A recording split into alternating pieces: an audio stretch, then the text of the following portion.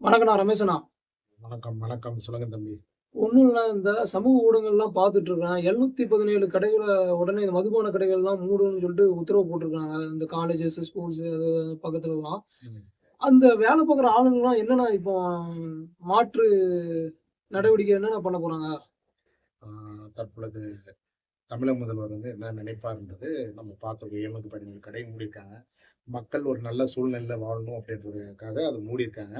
ம ஒரு தவறான நோக்கத்துக்காக மூட கிடையாது. அதில வேலை பார்க்கக்கூடிய வேலை ஊழியர்கள் வந்து கண்டிப்பாக அவர்களுக்கு மாற்று வழி ஏற்படுத்தணும்.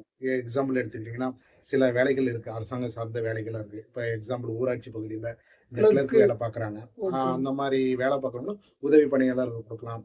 அப்புறமா இந்த பியூனு. இந்த நெறைய வேலைகள் இருக்கு. அரசு ம். சார்ந்த வேலைகள் கண்டிப்பாக ஒரு படிப்பிற்கு ஏற்றவாறு அவங்களுக்கு வேலை வழங்குவாங்க. அத நீங்க சமூக ஊடகத்துல வந்து மேல ஒரு மாரியான எண்ணலும், ஒரு பரபரப்பு ஏற்படுத்திட்டு இருக்காங்க. தமிழ் முதல்வர்களுக்கு தெரியாது என்னன்னு தெரியாது. எப்படியும் எல்லாருக்கும் வேலை வாய்ப்பு ஆனா குடுக்கணுன்றத ஏதோ ஒரு அவங்க வேலை வாய்ப்பு கண்டிப்பா கண்டிப்பா, குடுப்பாங்க. கண்டிப்பா வழங்குவாங்க. இந்த நேரத்துல அத தெரிஞ்சுக்கிறேன். அதே மாரி இது மட்டும் இல்ல, மேலும் நெறைய கடைகள் இருக்கக்கூடும். அதுக்கு மாற்று வழியாக கண்டிப்பா அனைத்து ஊழியர்களுக்கும் கண்டிப்பா வேற வேலை வழங்குவாங்க.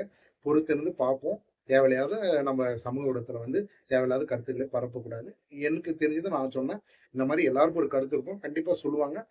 முதல்வர் அதுக்கான திட்டத்த வந்து நிறைவேற்றுவாங்க. உங்களுக்கு நன்றி. தெரிஞ்ச ஒரு இது கூட நீங்க கமெண்ட்ல சொல்லுங்க என்னன்ட்டு. ம். நன்றி.